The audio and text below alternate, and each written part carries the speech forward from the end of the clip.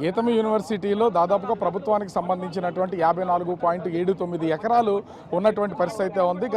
అంటే గీతం యూనివర్సిటీ స్థాపించినప్పటి నుంచి ఇప్పటి వరకు ఆ భూములు గీతం ఆధ్వర్యంలో ఉన్నాయి. అయితే 2019 నుంచి 24 మధ్యలో వైసీపీ ప్రభుత్వం ఉన్నప్పుడు ఈ గీతం దగ్గర నుంచి ఈ భూములను అయితే తీసుకుని ఆ ప్రభుత్వం స్వాధీనం చేసుకుంది. అయితే ఇప్పుడు జీవీఎంసీ కౌన్సిల్కి సంబంధించి ముఖ్యంగా ఈ నెల 30వ తేదీతో చివరి కౌన్సిల్ సమావేశం నడుస్తున్నటువంటి నేపథ్యంలో ఈ చివరి కౌన్సిల్లో ఈ 54.79 ఎకరాలని గీతం యూనివర్సిటీకి క్రమబద్ధీకరణ చేయాలనే ఒక ఎజెండా అయితే తీసుకొచ్చినటువంటి పరిస్థితి అయితే ఉంది. ఇక్కడ ఒక ఎకరం వచ్చి ఇంచుమించుగా 100 కోట్ల రూపాయలు ఉంటుంది. ఎందుకంటే ఇది చాలా ప్రైమేరియా. ఇట్లాంటి ప్లేస్లో ఇన్ని వేల కోట్లు అంటే 54.79 ఎకరాలంటే 5,000 కోట్లకు పైనే ఆ ధరలు పలికే అవకాశం ఉంది. అట్లాంటి దాన్ని కేవలం నామినల్ రేటుకి గీతం యూనివర్సిటీకి ఇవ్వడానికైతే ప్రభుత్వం ఆలోచన చేస్తుంది. ఇక్కడ ముఖ్యంగా చూస్తే గీతం యూనివర్సిటీ ఇది అంటే మంత్రి నారా లోకేష్కి తోడలుడు కావడం, ఆ ఎంపీ భరత్ సొంత విద్యా సంస్థలు కావడంతో తీవ్ర విమర్శలు అయితే ఎదుర్కొన్నటువంటి పరిస్థితి అయితే ఉందో. ప్రస్తుతం సిపిఎం నాయకులు ఇక్కడ ఆందోళన చేస్తున్నారు. ఏం సార్ అసలే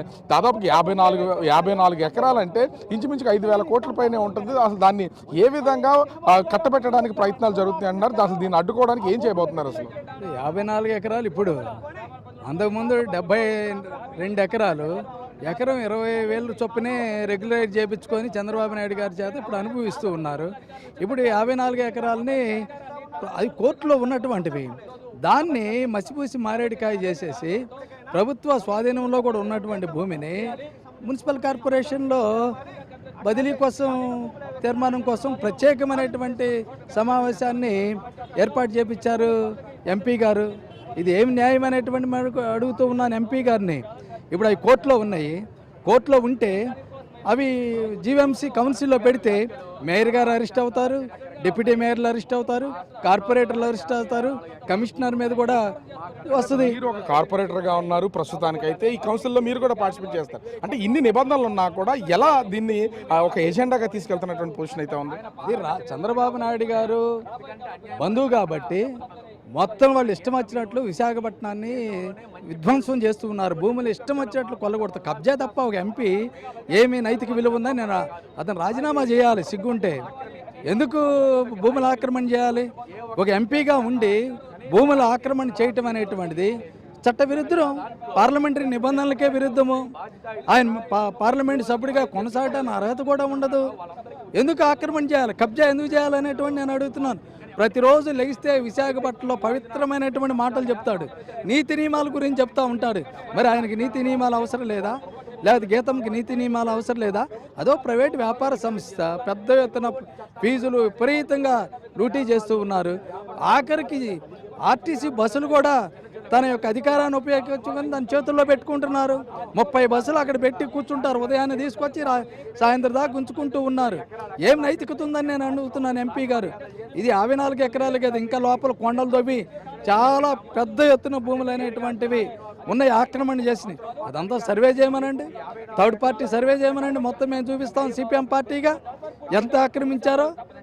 అందువలన అంటే ప్రస్తుతానికి ఇది కోర్టులో ఉన్నటువంటి కేసు, కోర్టులో ఎప్పటి నుంచో నడుస్తుంది. అయినా కూడా ఈ భూములు క్రమబద్ధీకరణ చేయాలనే ఆలోచన ప్రభుత్వం ఎందుకు చేస్తున్నట్లు? అసలు ఖచ్చితంగా ప్రభుత్వ భూములు లూటీ చేస్తుంది.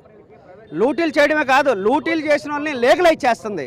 మరి ప్రభుత్వం యొక్క భూములను ఆక్రమించిన వాళ్ళకి ల్యాండ్ గ్రాబింగ్ యాక్ట్ పెడతారు. మరి గీతం శ్రీభర్త గారికి ఎందుకు పెట్టలేదు? అదే కాదు, ఈ భూములకు సంబంధించిన దానిలో వివాదం జరుగుతూ ఉంది. ఈ ప్రభుత్వం వచ్చిన తర్వాత దాదాపు 71 ఎకరా భూమి రెగ్యులరైజ్ చేసింది. ఏమని చెప్తుందంటే అది కోర్టు ఇచ్చిన జీవో అని. ఎకరాకి ఎంత తీసుకున్నారు? 18,000 రూపాయలు. అంటే 5,000 కోట్ల రూపాయల భూముల్ని చారు చౌకగా కొట్టేసే కార్యక్రమం జరుగుతుంది. ఈ దీనికి సంబంధించిన దాంట్లో కూడా అర్బన్ సీలింగ్ ల్యాండ్లో ఉంది. కాబట్టి ఈరోజు జీవీఎంసీలో పెట్టి లీగలైజ్ చేయాలని అనుకుంటుంది. ఇట్లా 30వ తారీఖున జరిగేదాన్ని అసలు ఆ కౌన్సిల్ జరగకుండా అంటే ప్రత్యేక సమావేశం ఏర్పాటు చేస్తున్నారు. దీన్ని అడ్డుకునే ప్రయత్నం ఏమైనా ఉందా? ఖచ్చితంగాను. ఎందుకంటే 571 జీవోకి సంబంధించిన దానిలో జనవరి 30తో క్లోజ్ అయిపోతుంది. అది 26తోనే క్లోజ్ అవుతుంటే ఎక్స్టెన్షన్ చేశారు. అది 30 తేదీ వరకు పెట్టారు. అంటే ప్రభుత్వమే కావాల్సి ఉండి గీతం యాజమాన్యానికి ఉపయోగపడే పద్ధతిలో ఉంది. కాబట్టి ఖచ్చితంగా శ్రీభర్త గారు తన స్వస్థతని, తన వ్యక్తిత్వాన్ని రుజువు చేసుకోవాల్సిన అవసరం ఉంది. ఎందుకంటే ఆయన ఒక ప్రజాప్రతినిధి, ప్రజల ఆస్తులకి కస్టోడియన్గా ఉండాలి, రక్షించే మనిషిగా ఉండాలి. భక్షించే మనిషిగా ఉంటే మాత్రం సరైనది కాదనేది సిపిఎం పార్టీగా మేము డిమాండ్ చేస్తూ ఉన్నాం. అంటే గాంధీ గారి ఆ మార్గంలో నడుస్తాం అనేది ఇక్కడ మొత్తం ఒక స్లోగనే కనిపిస్తుంది. మరి ఇన్ని వేల కోట్ల రూపాయల ఆస్తులకు సంబంధించి ఎట్లా వీళ్ళ కబ్జా అనేది? మొత్తం గీతం భూములన్నీ అది చట్టకు వ్యతిరేకంగా స్వాధీనం చేసుకొని కట్టారు అన్నది గతం నుంచి వస్తూ ఉంది. కాబట్టి ఇప్పుడు ఎలాగా ఈ 54 ఎకరాల భూములు వివాదంలోకి వచ్చింది కాబట్టి మొత్తం గీతం భూముల మీద రీసర్వే అని చేయించాలి. ఇందులో ఎంత ప్రభుత్వ భూమి ఉంది, ఎంత ప్రైవేటు భూమి ఉంది, గీతం కొనుక్కున్న భూములెట్టి రీసర్వే చేయించాలి. గతంలో కూడా తెలుగుదేశం పార్టీ ప్రభుత్వం అధికారంలో ఉన్నప్పుడు సిట్ వేశారు. ఆ సిట్ తాలూకా రిపోర్ట్లు ఇంతవరకు బయట పెట్టలేదు. కాబట్టి ఇటువంటి వాటి మీద పూర్తిగా విచారణ చేయాలి. భరత్ గారు చాలా దుర్మార్గంగా మాట్లాడుతున్నారు.